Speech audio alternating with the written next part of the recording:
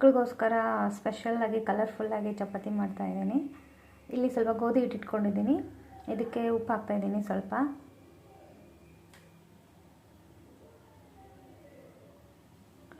ಇಲ್ಲಿ ನಾನು ಒಂದು ಬೀಟ್ರೂಟ್ನ ತುರಿದ್ಬಿಟ್ಟು ಅದನ್ನು ರಸ ಮಾತ್ರ ಇಟ್ಕೊಂಡಿದ್ದೀನಿ. ಇಲ್ಲಿ ಪ್ಯೂರಿ ಇಟ್ಕೊಂಡಿದ್ದೀನಿ.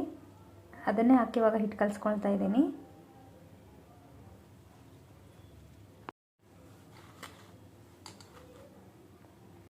ನೋಡಿ ಇವಾಗ ಎಲ್ಲ ಕರೆಕ್ಟಾಗಿದೆ. ನಮಗೆ ಇಟ್ಕೊಂಡಿದ್ದೀನಿ. ಒಂದು 10 ನಿಮಿಷ ಇದನ್ನು ನೆನೆಸ್ಕೋಬೇಕು. ಇಲ್ಲಿ ಮತ್ತೆ ಸ್ವಲ್ಪ ಗೋಧಿ ಹಿಟ್ಟು ತಗೊಂಡಿದ್ದೀನಿ. ಇದಕ್ಕೆ ಮತ್ತೆ ಸ್ವಲ್ಪ ಉಪ್ಪು ಹಾಕ್ಕೊಳ್ತಾ ಇದ್ದೀನಿ.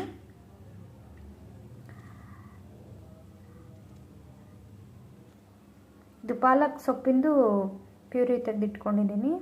ಅದನ್ನು ಹಾಕಿ ಇವಾಗ ಇದು ಗೋಧಿ ಹಿಟ್ಟು ಕಲಿಸ್ಕೊತಾ ಇದ್ದೀನಿ. ಮತ್ತೆ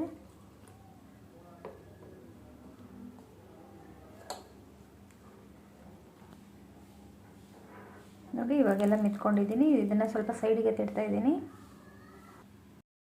ಮತ್ತು ಸ್ವಲ್ಪ ಗೋಧಿ ಹಿಟ್ಟಿಗೆ ಸ್ವಲ್ಪ ಉಪ್ಪು ಹಾಕ್ಬಿಟ್ಟು ಸ್ವಲ್ಪ ಅರಿಶಿಣದ ಪುಡಿ ಹಾಕ್ತಾಯಿದ್ದೀನಿ. ಇದು ಯೆಲ್ಲೋ ಕಲರ್ ಆಗಲಿ ಅಂತ. ಇದನ್ನು ಇವಾಗ ಮಿದಿಟ್ಕೊಳ್ತಾ ಇದ್ದೀನಿ ನೀರು ಹಾಕ್ಬಿಟ್ಟು. ನೋಡಿ ಇವಾಗ ಮಿತ್ಕೊಂಡಿದ್ದೀನಿ. ಇದನ್ನು ಒಂದು 10 ನಿಮಿಷ ಸೈಡಿಗೆ ತಿಡ್ತಾ ಇದ್ದೀನಿ. ನೋಡಿ ಇವಾಗ ಮೂರನ್ನು ಮಿಕ್ಸ್ ಮಾಡಿದ್ದೀನಿ. ಇದನ್ನು ಇವಾಗ ರೌಂಡ್ಗೆ ಉತ್ಕೊಳ್ತಾ ಇದ್ದೀನಿ. ನೋಡಿ ಈ ರೀತಿ ರೌಂಡಾಗಿ ಉತ್ಕೊಂಡಿದ್ದೀನಿ. ತೆಳಗಡೆ ಸ್ವಲ್ಪ ಎಣ್ಣೆ ಹಾಕಿದ್ದೀನಿ. ಇವಾಗ ಇದರಿಂದ ಶೇಪ್ ಮಾಡ್ಕೊತಾ ಇದ್ದೀನಿ ಹಿಂಗೆ ರೌಂಡ್ಗೆ. ನೀವು ಯಾವ ಶೇಪ್ ಬೇಕೋ ಆ ಶೇಪ್ ಮಾಡ್ಕೋಬೋದು.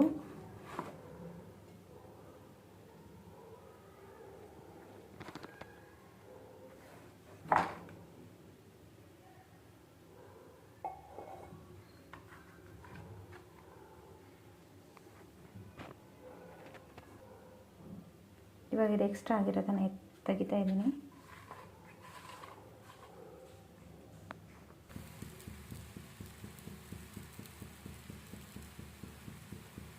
ಬೇಯಿಸ್ಕೊಳ್ತಾ ಇದ್ದೀನಿ ತವೆಗೆ ಹಾಕ್ಬಿಟ್ಟು.